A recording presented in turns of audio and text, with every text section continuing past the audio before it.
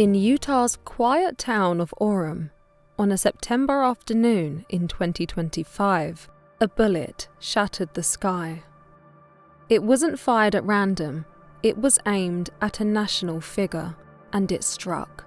But in the chaos that followed, police were misled by a bizarre decoy, a rifle wrapped in a towel and a handwritten note hidden under a keyboard.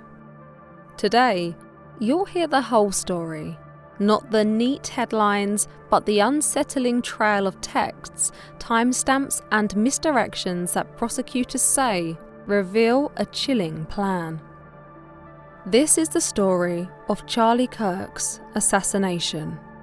Monday, September 10th, 2025. Charlie Kirk, a conservative activist, is speaking to a college crowd. He's mid-sentence when at 12:23 p.m. MDT, a shot rings out. Kirk collapses, chaos erupts, people dive for cover. Somewhere, a shooter flees. But when police arrive, the first man they encounter isn't running away. He's standing right there, hands out. A 71-year-old named George Zinn blurts out, "I shot him, now shoot me!" Officers tackle him. He seems confused, agitated, even eager to be arrested. For several surreal minutes, law enforcement thinks they've got their man.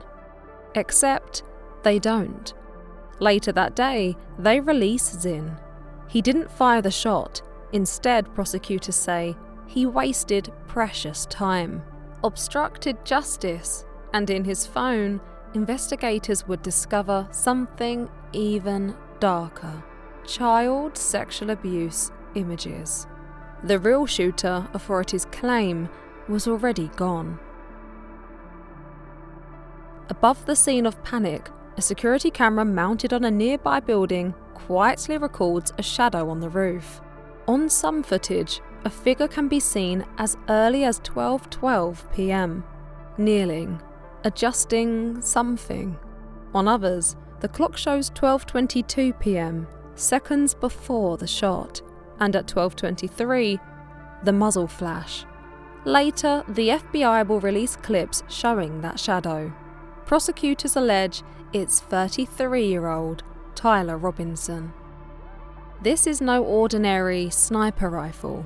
Court filings describe it as a .30 06 Mulsa M98 bolt action, a heavy, old-school hunting gun. After the shot, investigators say Robinson fled on foot. Somewhere between the roof and his apartment, the rifle vanishes. When police finally find the weapon, it's not in a gun case. It's lying in a wooded area, wrapped in a towel. The bolt's still in place, the rifle's functional. Inside that towel, forensic scientists lift traces of DNA. FBI Director Kash Patel will later announce, the DNA hits from the towel that was wrapped around the firearm and the DNA on the screwdriver are positively processed for the suspect in custody. But it's not just the rifle. Investigators recover the bullets and shell casings, each marked with tiny engravings that match the Mulsa's rifling. Ballistics link those bullets to the rooftop shooting and to Robinson's DNA. Prosecutors call it a direct fingerprint from gun to victim.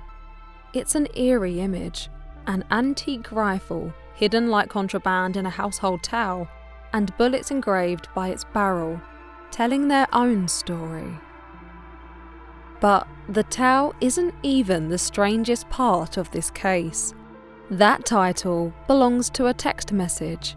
According to Utah County Prosecutor Jeff Gray, on the morning of the shooting, Robinson sent his roommate, who was also his romantic partner, a message.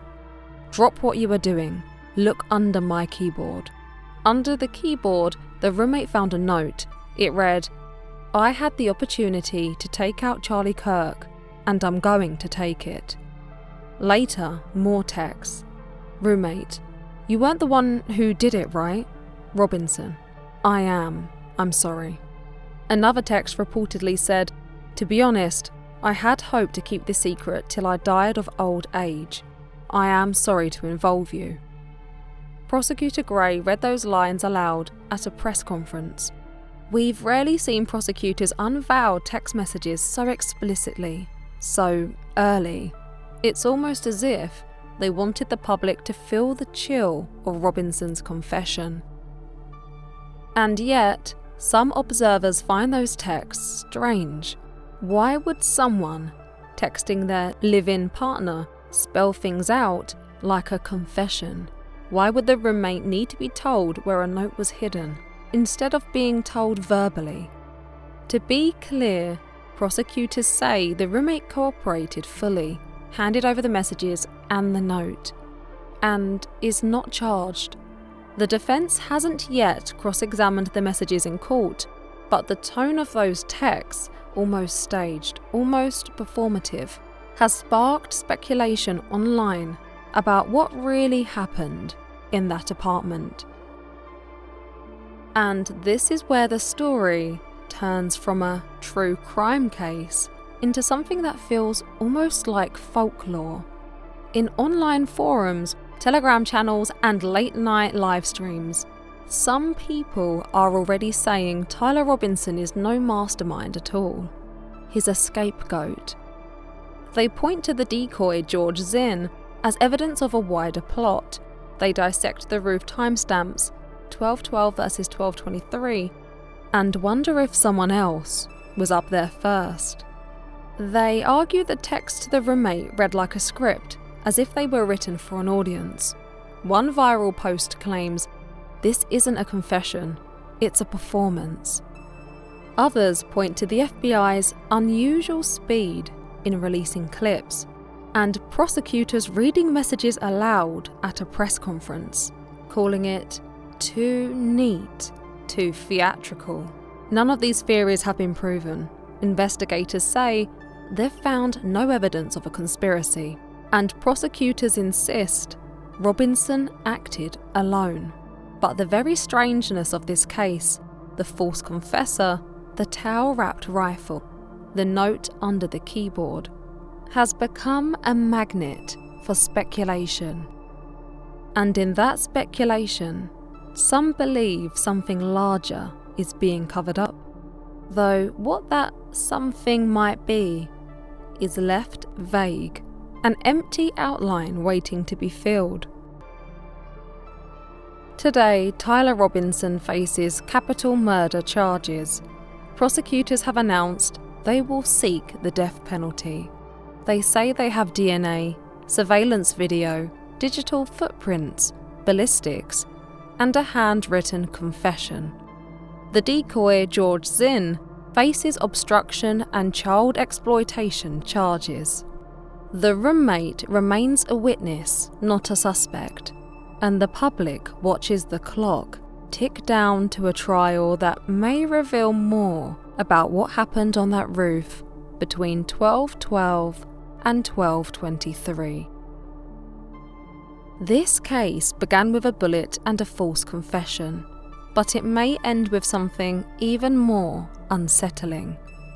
A note hidden under a keyboard, a towel-wrapped rifle, engraved casings, and a timeline that leaves more questions than answers.